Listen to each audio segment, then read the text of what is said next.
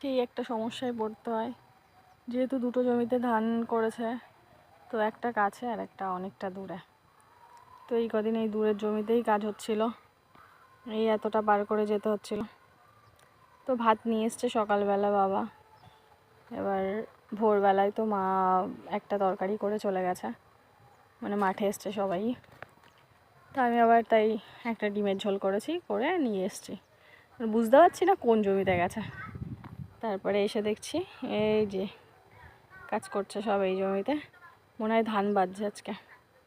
তো ধান মোটামুটি কাটা কমপ্লিট হয়ে গেছে, আর যেগুলো কাঁচা ছিল এইগুলো শুধু বাদ, ওগুলো পরদিন হয়তো, মানে পরদিন কি এখনও একটু টাইম লাগবে।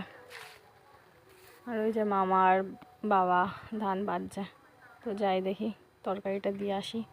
আর মাঠে এসে দাঁড়িয়েছি, এত ভালো লাগছে, হালকা হালকা রোদ্দুর গায়ে লাগছে, বেশ ভালো লাগছে।